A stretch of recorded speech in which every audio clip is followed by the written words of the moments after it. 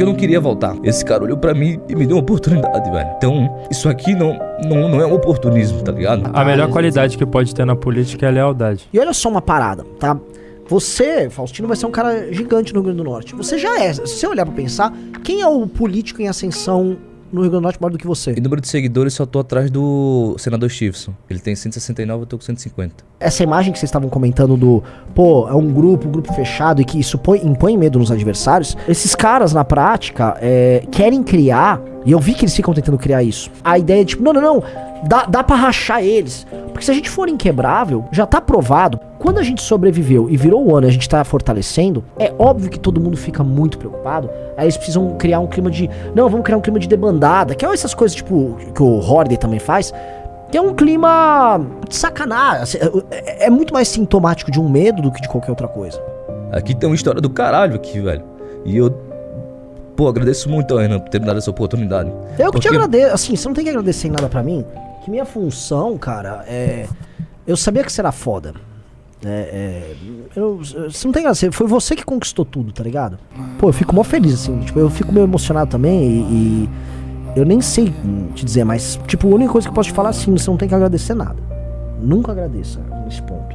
Seja grato, que é diferente, mas nunca agradeça porque... Imagina só se tem um oportunista aqui, que nesse primeiro fato que a gente estoura, resolve virar as costas pro MBL e se seduzir ao bolsonarismo e aí sim trair de alguma forma o que ele realmente acredita. Então eu vejo que a gente tá aqui e a gente tá fechado no único sentimento. E esse único sentimento até agora ele não foi traído. E até o fato da gente tá viajando junto e tá se conhecendo, ele também tá fortalecendo, pelo menos pra mim, todo esse sentimento de grupo. Isso não faz muita diferença? Pra caramba. Pode Dá falar, a mãozinha aqui, não dá? Vem cá. Ai, que bonito. Olha que lindo ele. A gente tá se conhecendo mais. Mas gente, as relações, olha só, por que o lance do Holiday me machucou muito? Pô, o Holiday foi a pé pra Brasília comigo. O cara criou o movimento junto contigo. Não chegou a criar, foi um Não, tipo assim, mano, até o momento que ele trai, ele participou de uma longa estrada, tá ligado? E, por exemplo, quando o Kim foi atropelado, quando a Amanda foi atropelada, não a Amanda Vitorazzo, sim. Cara, o Holiday tava do meu lado tentando dar porrada no cara, sabe? Tipo, a gente era brother, a gente lutou junto. Então, quando acontece, assim, é um caso que te revolta. Porque você percebe, pô, fui enganado esse tempo todo, tá ligado? E só que ao mesmo tempo, o restante das pessoas que viveram aquilo lá, porque o MBL não é só os porta-vozes, tem todo o time por trás que estavam lá, tanto com a gente, assim, 90% até hoje. Pô, o time dos memeiros aí, pô, imagina sem apoio desse moleque. Não foi, o time, mano, o coração da operação nossa são os memeiros. Exato. O verdadeiro, assim, ó, por exemplo, tá, ó, Jennifer apareceu aí. É coração da operação. Jennifer é coração, Junito da galera é coração da operação, toda essa galera, Riso, a galera, o MBL mesmo, vai além dos porta-vozes. E essa é uma relação que a gente tem diferente do bolsonarismo. O bolsonarismo, a galera que é equipe, é tratada, tipo, como funcionários. Sim. Tipo assim, tem uns funcionários que trabalham pro Bolsonaro, que estão nos gabinetes deles e tal. A galera nossa não. A galera nossa, tipo assim, são membros pensantes e integrantes do movimento. É uma coisa bastante diferente. Então, a convivência física, ela gera isso. E eu acho que, enfim, a gente tá nesse processo. Por exemplo, eu acho assim, vocês viajarem juntos, vocês terem essas aventuras, vai criar um vínculo entre vocês que é sensacional. E olha só uma parada, tá? Você, Faustino, vai ser um cara gigante no Rio Grande do Norte. Você já é. Se você olhar pra pensar, quem é o político em ascensão no Rio Grande do Norte maior do que você? Em número de seguidores, só tô atrás do senador Stevenson. Ele tem 169, eu tô com 150. Então, assim, você é o político em ascensão que mais cresce no Rio Grande do Norte. Cara, um dia você vai ser deputado federal, e acho que não muito distante pelo Rio Grande do Norte. Um dia você vai ser governador do Rio Grande do Norte. Quem disse que não vai ser? Mesma coisa o Costenaro no Rio, mesma coisa o Matheus em Santa Catarina. Aliás, eu já vou passar para ele dar oi. Mesma coisa o Bétega no Paraná, mesma coisa os meninos daqui de São Paulo, o Sando na Bahia. Daqui, sei lá, há 20 anos, quando a gente tiver, por exemplo, sei lá, com o partido montado, governador eleito aqui e ali, ministérios e tal, a gente vai poder estar num podcast, nem sei se vai existir mais podcast no futuro, sei lá, uma inteligência artificial vai entrevistar a gente. Mas a gente vai estar comentando, porra, eu conheço o Costenaro, quando a gente foi lá tomar umas porradas, lembra que mataram o governador Bétega? Caralho, tentaram matar o Beteguinha. Mataram? Tentaram matar. Mas vai ser isso, e assim, repara quem tem essas histórias, isso é muito louco. Em geral, a galera da esquerda. Os caras da esquerda são fechados entre eles. E aí você vai pegar histórias da Dilma e do Dirceu dos anos 70. Você vai pegar histórias desses caras dos anos 60, da luta contra a ditadura militar. sabe? O Bisotto, a gente tava conversando com o Bisotto esses dias e ele tava falando, pô, o Lula vai pra cada estado do Brasil, ele tem um amigo, e não é amigo mesmo, todo estado, sabe? Sim, um isso é negócio verdade. completamente Isso é diferente. verdade absoluta. Teve uma... Chegou a ter um filme sobre isso. Mas depois dá pra pesquisar pra vocês uma coisa que ele chamava de Caravana da Esperança, ou Caravana da Cidadania. Ele perdeu a eleição de 89 e 94, o suspeito foi de 94, e aí ele decidiu, então, rodar o Brasil. E aí ele ficou rodando o Brasil de forma até meio precária. Igual a gente já fez várias vezes, assim, de carro e tal. E aí ele parou em praticamente todos os municípios do Brasil. E aí ele ia e conhecia pessoas, tinha diretórios do PT já em vários municípios. E também ia em bares, tomava cachaça. Aquele ato dele ir num bar tomar cachaça e falar com o dono do bar e tal. Os donos do bar, todos marcam, tem foto disso. Por exemplo, em Poços de Caldas, cidade de Minas que eu já frequentei bastante, tem até gente do MBL lá.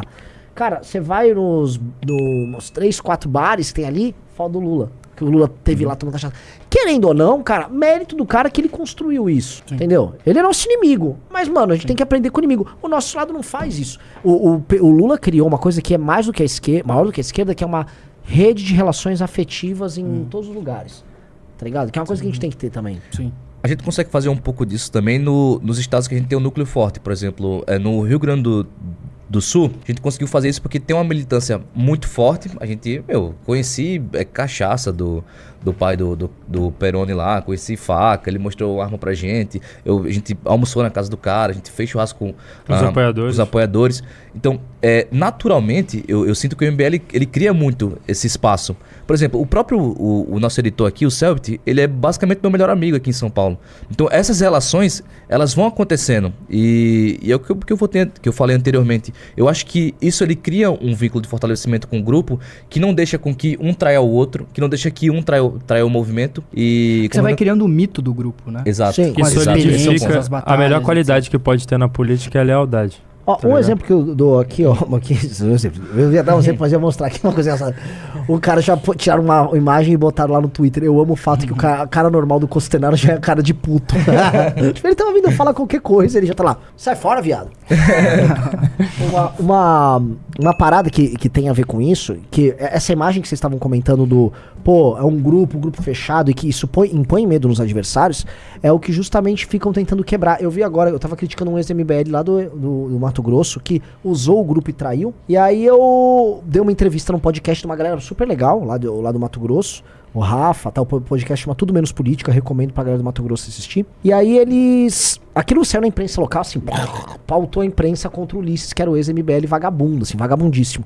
E aí eu postei no Twitter, e ele, coitado, nem existe no Twitter. Aí ele foi lá e comentou. E aí ele deu um RT em mim comentando assim, eu saí assim como outros grandes nomes do MBL saíram, como Carmelo Neto, Fernando Holliday e não sei mais quem. E, a métrica do cara é um maluco muito... Uns malucos que são, né, assim, o cocô do cavalo. O Carmelo Neto é uma escória da humanidade, é um lixo humano. Aliás, ainda bem que perdeu o mandato, é karma. Esses caras, na prática, querem criar, e eu vi que eles ficam tentando criar isso. A ideia é tipo, não, dá pra rachar eles. Porque se a gente for inquebrável, já tá provado, porque assim, todos os bolsonaristas, o Kim soube, o Felipe G. Martins, às vésperas da eleição, foi fazer cálculo lá na presidência e falou, o Kim não ganha, assim como a Joyce não ganha, porque eles achavam que a gente ia acabar ali na eleição de 2022. Ainda mais depois do cancelamento do Arthur. Quando a gente sobreviveu e virou o ano e a gente tá fortalecendo, é óbvio que todo mundo fica muito preocupado. Aí eles precisam criar um clima de... Não, vamos criar um clima de debandada, que é essas coisas tipo que o Holliday também faz. Que é um clima de sacanagem. É muito mais sintomático de um medo do que de qualquer outra coisa. Né? E assim, a gente é bacana com a galera que sai comigo, mesmo os traidores. A gente tem a política de não falar do cara. Sim. O Rubinho não fala da gente. A gente não fala dele, tá tudo bem. Não fala de mim, não fala de você. Entendeu? Os outros a gente fala porque, né, falam da gente.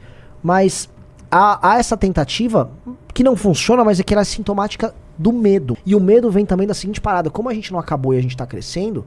Os caras sabem assim, os caras eles ficaram juntos durante o pior momento. Agora que o momento tá bom, agora que a gente não racha, galera. Isso é uma merda pros caras. Isso é um medo deles. E só pra finalizar o negócio da academia, o quão importante é... Mano, tem muita gente que não estaria no MBL se não fosse academia. Eu não teria entrado. Como, também. Mano, um cara de 30 anos que nunca voltou na vida, como que eu me aproximaria do MBL e teria todas essas oportunidades que a academia dá pras pessoas? Como? Não teria como.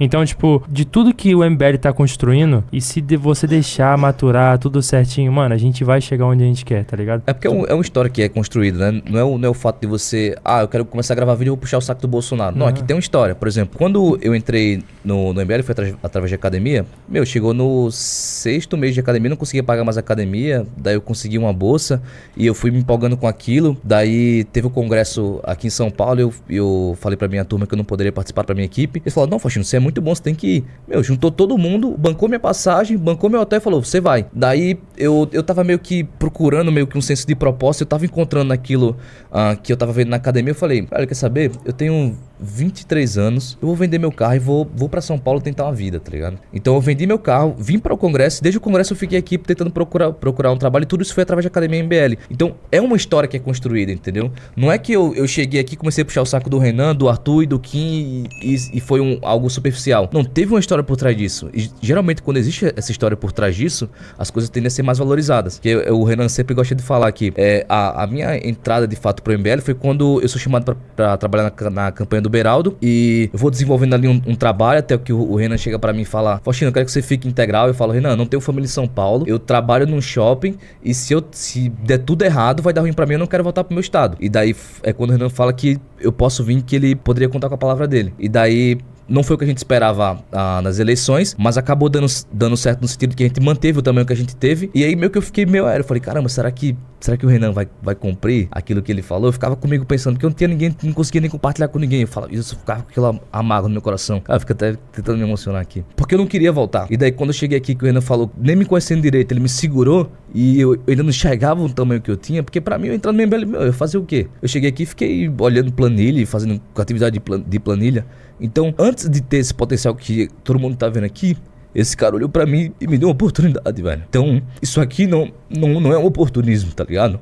Aqui tem uma história do caralho aqui, velho. E eu, agradeço muito ao Renan por ter me dado essa oportunidade. Eu que te agradeço, assim, você não tem que agradecer nada pra mim, que minha função, cara, eu sabia que você era foda. Você não tem que agradecer, foi você que conquistou tudo, tá ligado? De real.